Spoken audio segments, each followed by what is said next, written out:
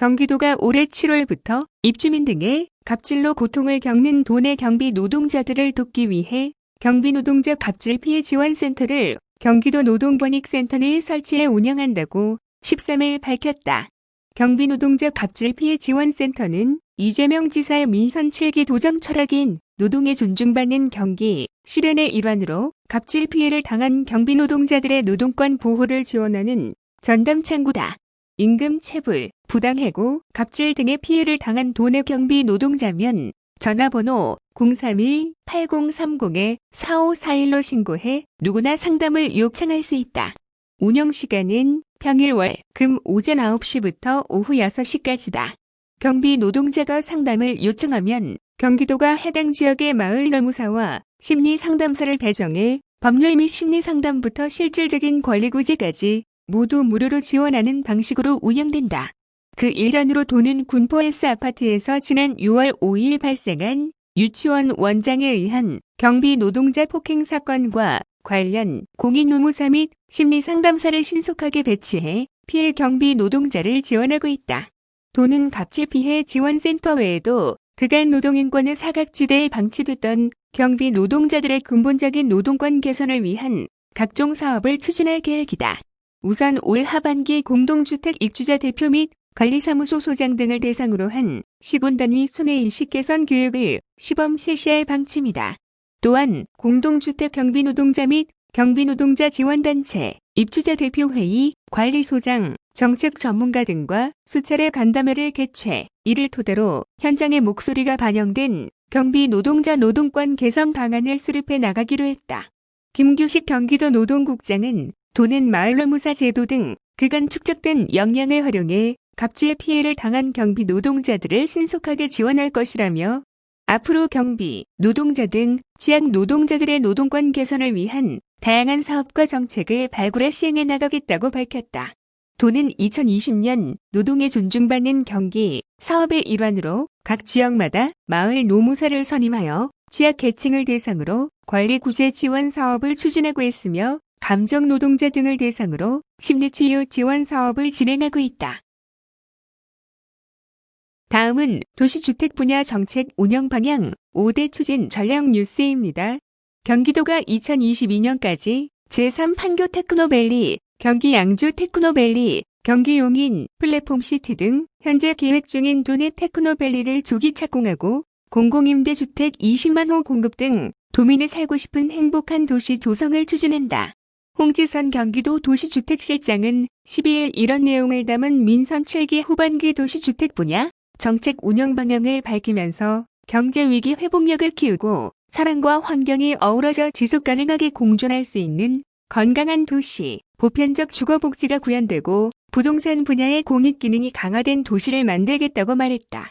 도는 민선 7기 후반기에 지역 회복력 강화를 위한 산업화 변화 기반 구축, 사람과 환경, 중심 지속가능한 도시공간 조성, 서민이 행복한 보편적 주거복지 구현, 공정사회를 위한 부동산 공익기능 강화, 안전하고 쾌적한 생활환경 조성 등 5가지 전략 아래 도시주택 분야 정책을 추진할 방침이다. 먼저 산업화 변화 기반 구축을 위해서 도는 2021년 제3 판교 테크노밸리, 고양일산 테크노밸리, 광명시흥 테크노밸리 착공을 시작으로 2022년에는 경기 양주 테크노밸리, 경기 용인 플랫폼시티 등 모든 테크노밸리 사업에 대한 공사를 조기에 시작한다는 방침이다. 민관과 공사가 기획 단계부터 공동 참여하는 3기 신도시 조성도 구체화한다. 도는 올해 남양주 왕숙, 하남 교산 등 3기 신도시 지구계획 수립을 착수하는 등 신도시 로드맵을 마련할 예정이다. 일터와 문화가 공존하는 복합도시, 생활권 공원 체계 구축, 퍼스널 모빌리티와 수소경제 활성화, TOD 교통체계 등 친에너지, 친환경, 신교통 전략도 도입하기로 했다. 환경 중심의 도시 공간 조성을 위해서는 이재명 경기도지사의 민생현안 1호로 주목을 받은 바 있는 안양 연현마을 인근 공예공장의 시민공원 탈바꿈도 본격화된다. 도는 올해 안양 연현마을의 아스콘 공장 부지를 개발 제한구역 훼손지 복구 대상지로 신청하고 내년에 복구 대상지 확정 및 공원 시설 결정을 하여 2023년까지 시민공원을 조성할 계획이다. 광역원수를 활용한 수열 냉난방 에너지가 도입된 신재생 친환경 단지 조성도 구체화된다. 광명시은 도시첨단산업단지를 시범사업으로 제도 개선과 기준을 마련하고 각종 대규모 개발 사업을 대상으로 친환경 단지 조성을 확대 추진함으로써 그린 뉴딜을 선도한다는 구상이다.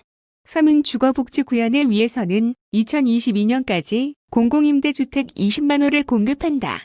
주거급여와 저소득층, 매입임대주택 임대보증금, 장애인 주택개조 등이 보다 많은 대상자에게 지원될 수 있도록 할 방침이다.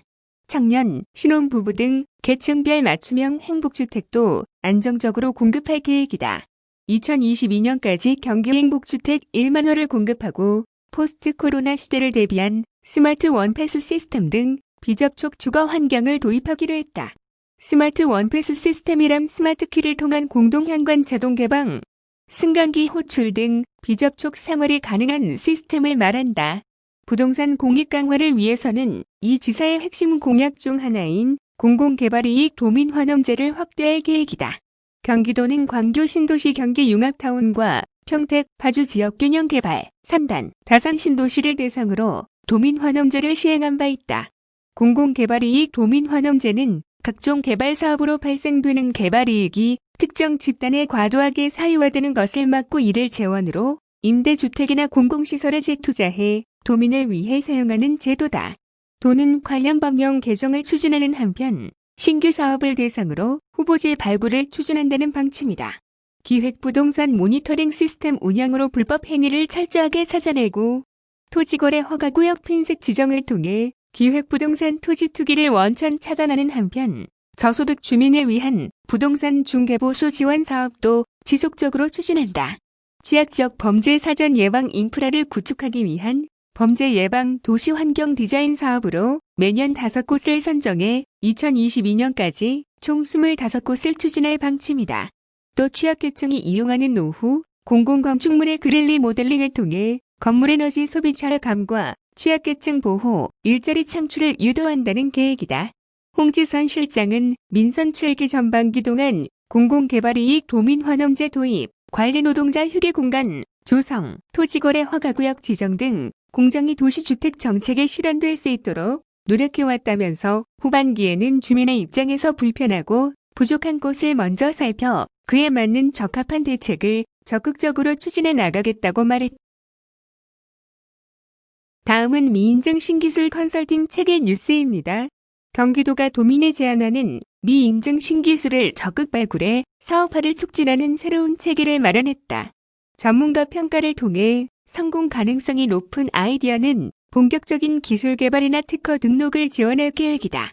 경기도는 이 같은 기능을 수행할 미인증 신기술 컨설팅 체계를 구축, 올해 7월부터 운영에 들어간다고 6일 밝혔다. 창의적인 고안이 있어도 아직 인증을 받지 못한 기술이라거나 자금 부족 등의 이유로 제대로 된 평가나 지원을 받지 못해 차장되는 경우가 많아 이를 보완하고자 민선 7기에서 처음 도입되는 제도다. 미인증 신기술에 대한 객관, 전문적인 컨설팅과 사업화를 지원함으로써 신기술 개발 욕구에 대한 동기부여와 활용 기회를 확대해 나가겠다는 구상이다. 구체적으로 도민, 중소기업, 연구기관 등이 신기술 아이디어를 제안하면 전문가들로 구성된 신기술 평가단과 신기술 제안심사위원회를 열어 기술성, 사업성, 경제성, 공공성 등을 객관적으로 평가한다. 평가가 우수한 제안은 연구개발 자금이나 지식재산권 취득 비용 등을 지원해 실용화, 사업화를 돕는다. 경기도 지역협력연구센터, 지식재산센터, 대학 등 전문기관과 연계한 기술개발 컨설팅도 이뤄진다. 이를 제도적으로 뒷받침하기 위해 경기도 신기술 제한 제도의 운영 및 지원 조례를 제정 7월부터 시행 중이다. 특히 미인증 신기술에 대한 평가 방식과 지원 사항을 조례로 규정한 것은 지방정부 중 경기도가 처음이다. 아울러 제한된 신기술을 채택하고 활성화하는 데 공로가 있는 시군에 대해 포상함으로써 신기술 활성화를 도모할 계획이다. 신기술 제안을 희망하는 도민이나 도내 중소기업, 대학 및 연구기관은 아이디어를 담은 신청서를 작성한 후 경기도 R&D 기술개발관리 홈페이지를 통해 접수하면 된다.